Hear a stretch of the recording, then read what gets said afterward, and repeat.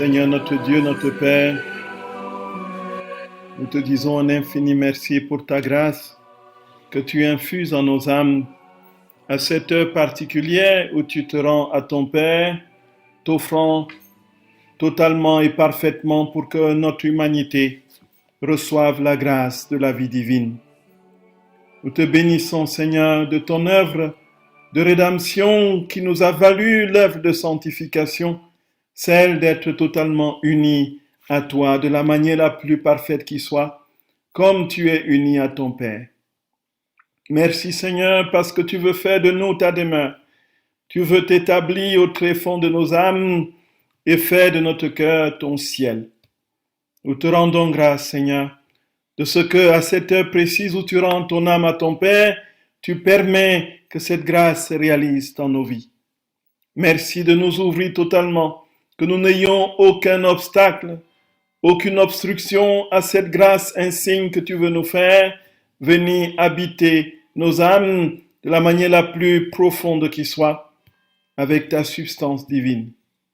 Nous te rendons grâce et te bénissons, Seigneur, pour l'œuvre de ta miséricorde et pour ton amour infini pour chacun de nous.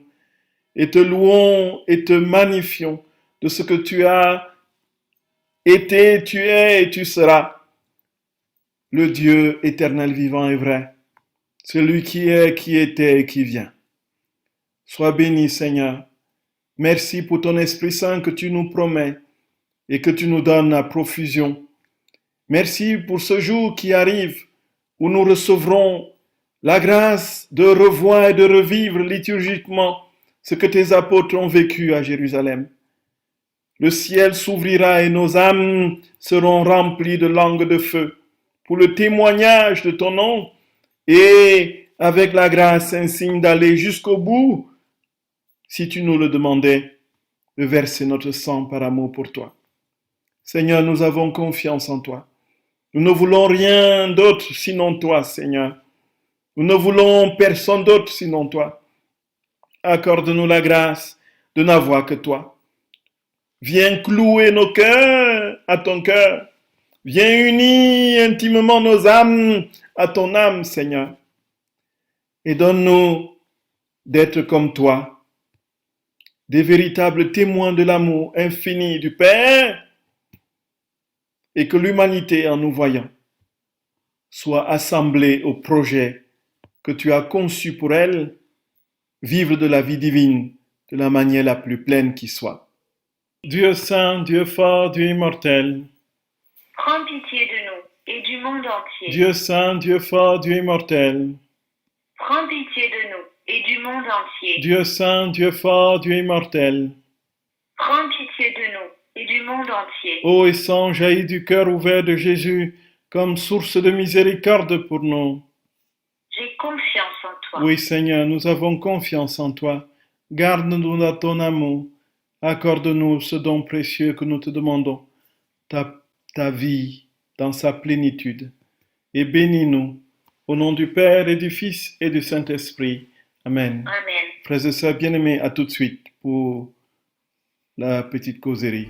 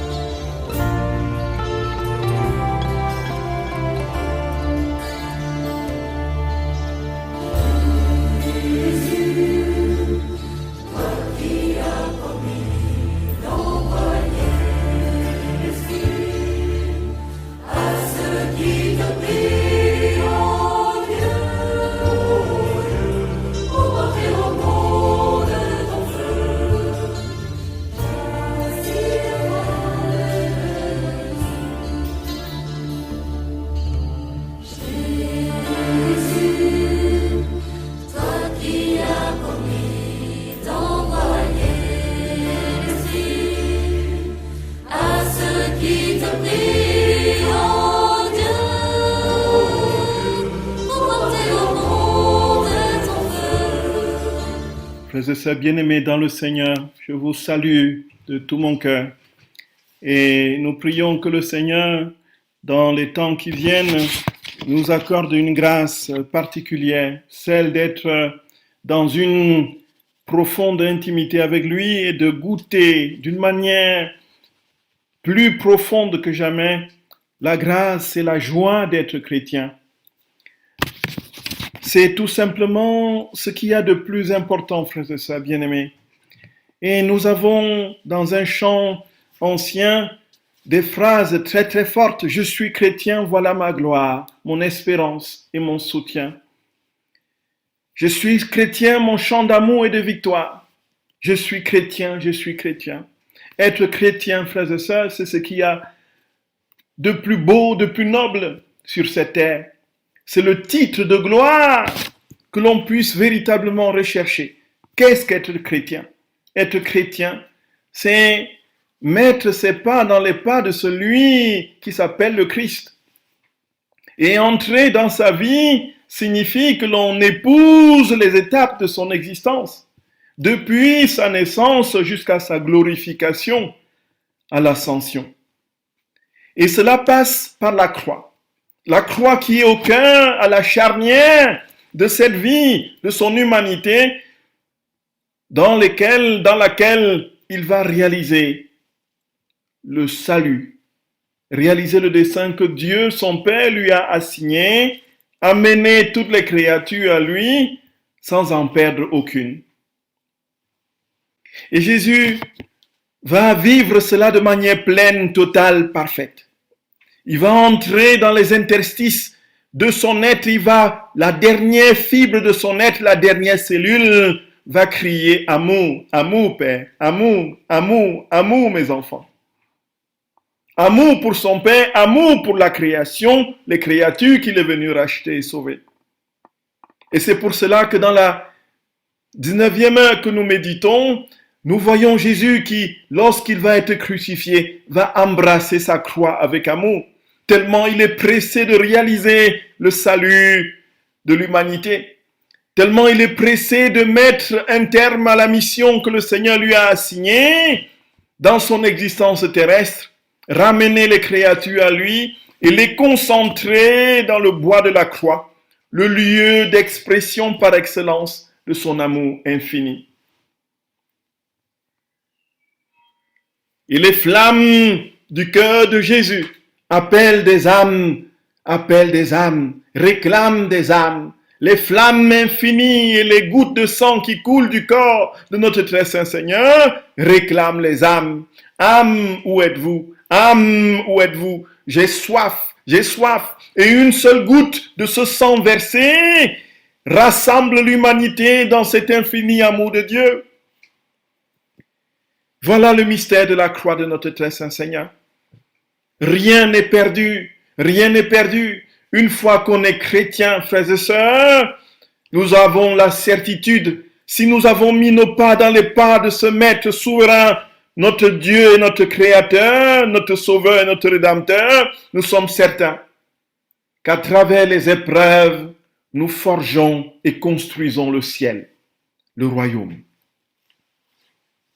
Jésus, dans les parties des heures que nous avons, de la 19e heure, frères et sœurs d'amour, vivait quelque chose de tout simplement atroce. Écartelé de partout, il réclamait quelques petits regards de consolation et de soutien. Le cœur de Jésus est si embrasé d'amour qu'il risque d'éclater. Il attend une âme pour pouvoir le consoler. Et dans la suite de cette 19e heure que nous continuons, Jésus aurait pu, du fait de ce gonflement de son cœur d'amour, laisser jaillir cet amour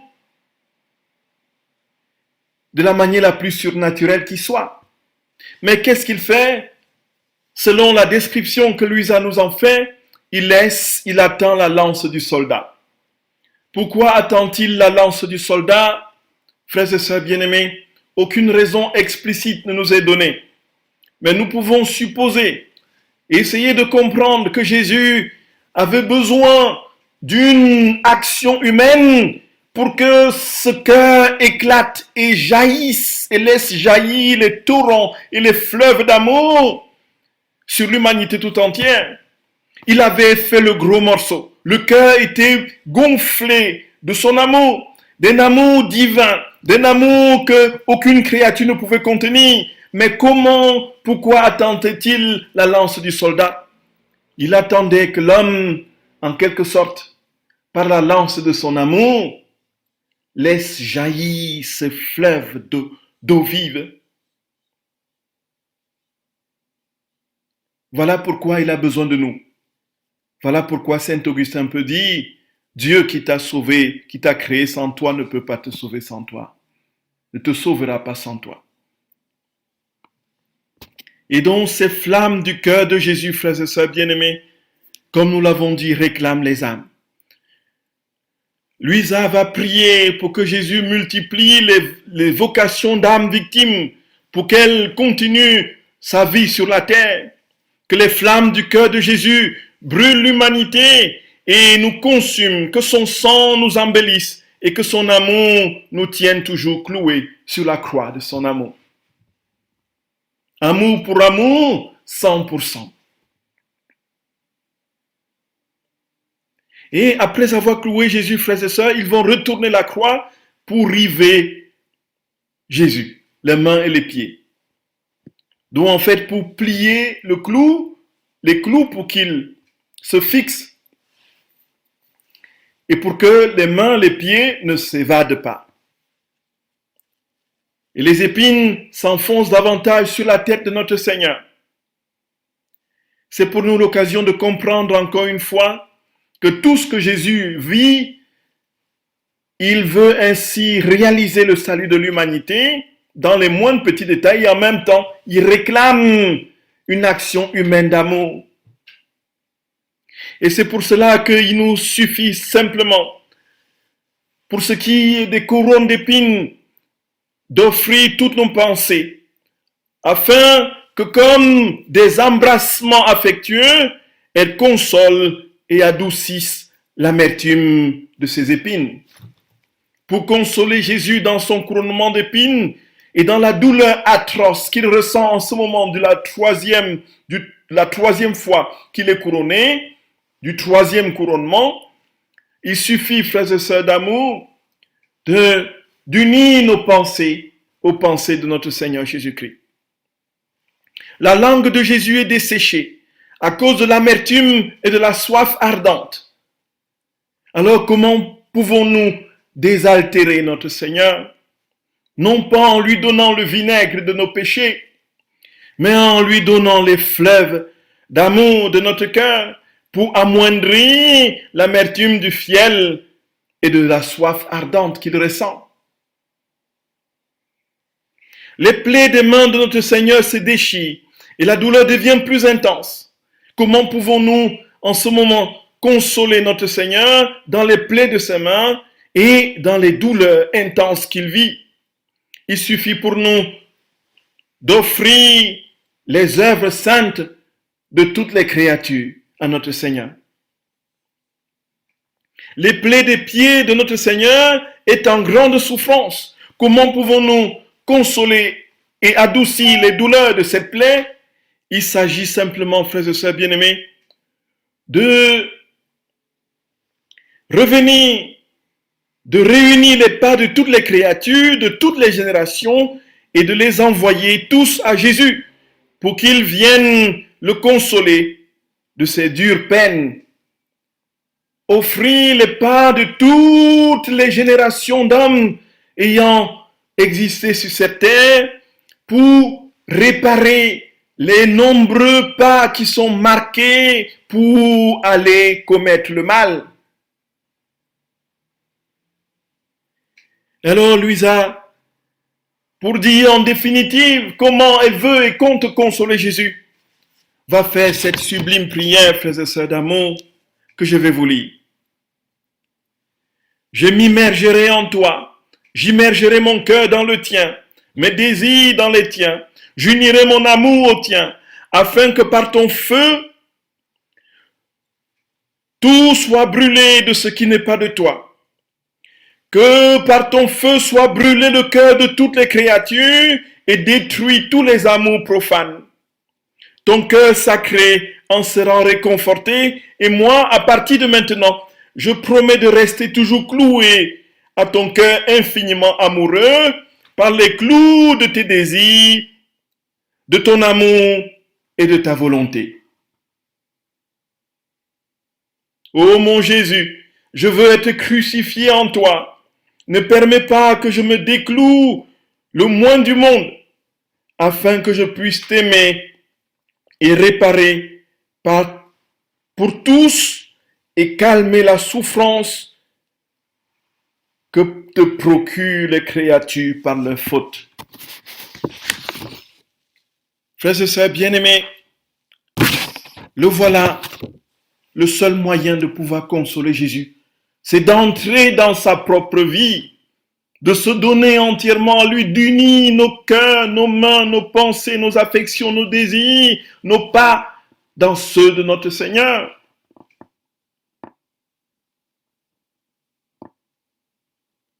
Voilà, tout est une question d'amour et d'obtention de la vie divine, d'union à la divine volonté. Les ennemis de notre Seigneur, les bourreaux, frères et sœurs, vont soulever la croix. La croix est lourde. Ils vont le laisser tomber dans le trou prévu à cet effet. C'est bien ce que nous voyons dans le film de Mel Gibson. Et c'est bien ce que Jésus a vécu. Et alors Jésus prie et demande à son Père d'avoir pitié de l'humanité, sur qui il s'était penché et a épousé sa misère. Jésus, en ce moment, frères et sœurs bien-aimés, va vivre quelque chose de l'ordre d'une condensation, d'une concentration, d'une surconcentration de la souffrance humaine sur le bois de la croix. Toutes les souffrances de l'humanité, depuis la création du monde jusqu'à son terme, sont désormais réunies sur le bois de la croix. Et c'est pourquoi Saint Paul peut dire, Jésus s'est fait pécher. Il s'est fait pécher. Il est devenu une plaie vivante. La plaie de la misère humaine le structure désormais, le constitue. Il n'est plus rien d'autre sinon cette plaie unique, vivante. Il n'est rien d'autre, frères et sœurs bien-aimés, que la souffrance et la misère,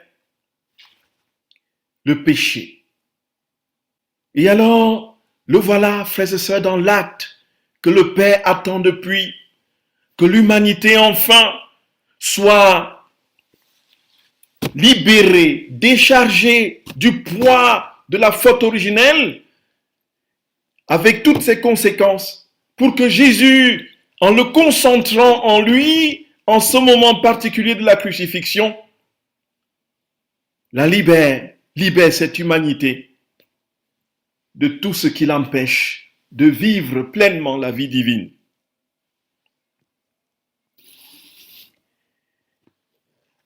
Et quand les créatures font monter vers le ciel des imprécations, des blasphèmes, Jésus prie de tout son cœur et demande à son Père, Père bien-aimé, regarde la créature à travers moi. Et c'est justement cela, le salut. Nous sommes sauvés parce qu'un jour, Dieu a décidé de ne plus nous regarder qu'à travers le prisme de son Fils, qu'à travers les lunettes de son Fils, qu'à travers l'insigne grâce que son Fils nous accorde de prendre sur lui la totalité de notre pauvreté, de notre misère. Et Jésus donc prie son Père. Il dit, la créature est faible, ignorante, incapable de faire le bien par elle-même. Elle est remplie de toutes les misères. Pitié, pitié, Père. Et ensuite, frères et sœurs bien-aimés, qu'est-ce que nous pouvons faire? Jésus dit, permets-moi de déposer dans tes bras les souffrances et les déchirements de tous les hommes, de tous les cœurs affligés et opprimés Permets-moi de déposer toutes les créatures dans tes bras, afin que tous reviennent à ton cœur. Permets que par la puissance de tes mains créatrices, j'arrête le déroulement de tant d'œuvres mauvaises et que je détourne tous les gens de faire le mal.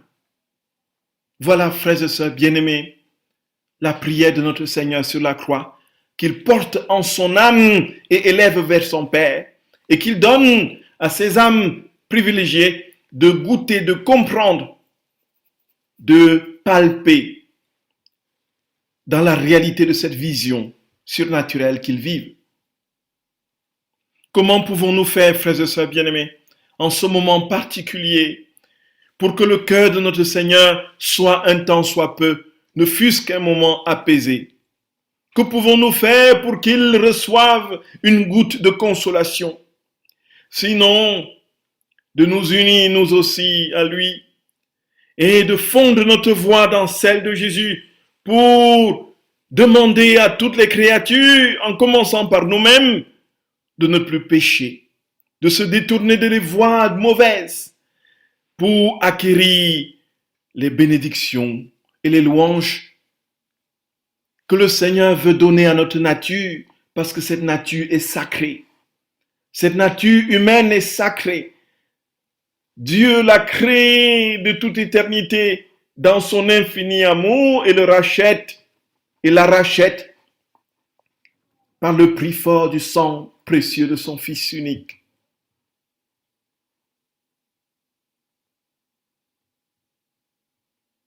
Et voici comment Louisa, ce qui peut nous inspirer, veut consoler Jésus dans ces conditions. Je voudrais entrer dans chaque goutte de mon sang et verser le mien dans ton sang pour soulager chacune de tes plaies, pour apaiser et rendre moins douloureuse la souffrance que tu endures, la piqûre de chaque épine. Je voudrais pénétrer dans chaque peine intérieure de ton cœur pour soulager tes amertumes. Je voudrais te donner vie pour vie. Si cela m'était possible, je voudrais te déclouer, te détacher de la croix pour me mettre à ta place. Mais je vois que je ne suis rien et ne peux rien, étant trop insignifiante. Voilà, la vérité, la frère et sœur bien-aimés.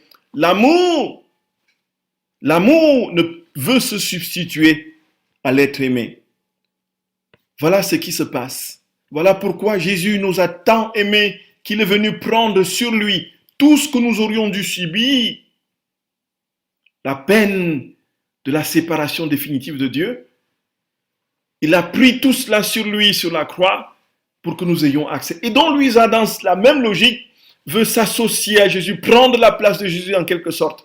Mais elle se rend compte que ce n'est pas possible. Jésus seul est capable de souffrir ce qu'il a souffert. Il est capable seul de faire ce qu'il a fait dans l'ordre de la rédemption, en prenant sur lui la souffrance de toute l'humanité, en vivant ce qu'il a vécu. C'est pourquoi la souffrance de Jésus ne sera jamais répétée.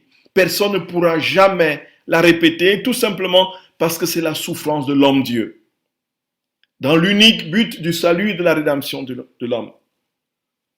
Et voici, frères et sœurs d'amour, puisqu'elle est insignifiante et ne peut rien, qu'est-ce qu'elle fait? Elle demande à Jésus de lui donner son propre être. Ô Jésus, donne-moi ton propre être. Je prendrai vie en toi et je te donnerai à toi-même. Voici la grande grâce de substitution que nous avons dans la divine volonté. Nous demandons à notre Père créateur, notre Seigneur rédempteur, à l'Esprit Saint consolateur, de venir prendre toute la place en nous, Trinité bienheureuse, de vivre sa vie en nous, et puisque seule la divine Trinité est capable de lui rendre un honneur, une gloire, une action de grâce et une adoration parfaite, en nous, on lui demande, une fois qu'il s'est revêtu de tout notre être, maintenant, rends gloire à toi-même. Maintenant, je te donne à toi-même, Dieu à Dieu.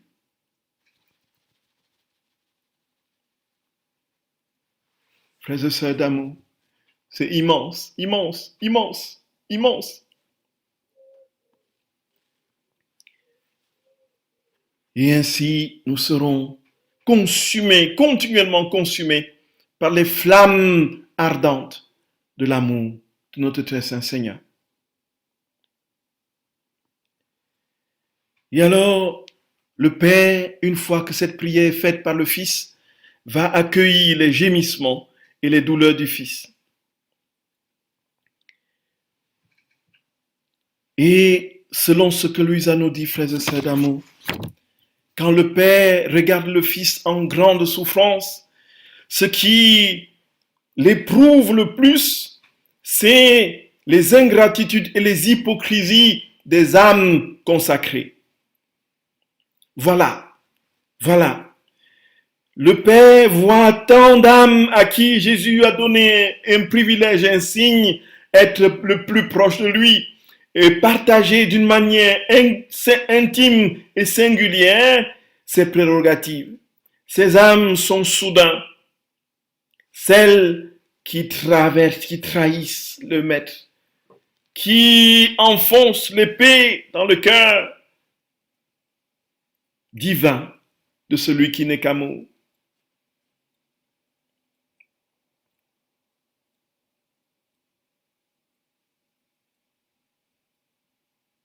Et alors Jésus va entrer dans son agonie, frères et sœurs. Et il prie pour que le Père accorde à tous la grâce, la lumière et le pardon. Mon Père ne les rejette pas. Il demande, ne les rejette pas. Elles seront mes défenseurs qui continueront ma vie sur la terre. Jusqu'au bout, le Seigneur ne désespère de personne, frères et sœurs bien-aimés. Et Jésus va donc agoniser. Il agonise. Et nous, comment pouvons-nous aider Jésus à entrer dans ce moment d'agonie qui va constituer l'heure de midi jusqu'à 15 heures, les 3 heures d'agonie de notre Seigneur? Nous voulons nous aussi agoniser avec lui. Et Louisa va convoquer tous les saints, tous les anges. Il dit, venez sur le mont du Calvaire pour contempler les excès et les folies de l'amour de Dieu. Embrassons, dit-elle, les invite-t-il, embrassons ses plaies sanglantes, adorons-le, soutenons ses membres lacérés et remercions-le de la rédemption accomplie.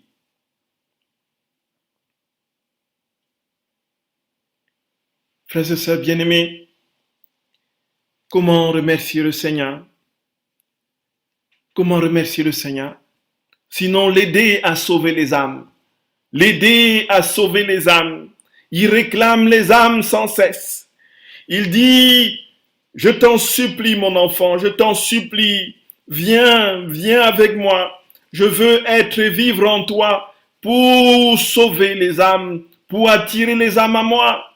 Laisse-moi attirer les âmes à moi en me laissant vivre en toi. S'il te plaît, ouvrons nos cœurs, frères et sœurs d'amour, ouvrons nos cœurs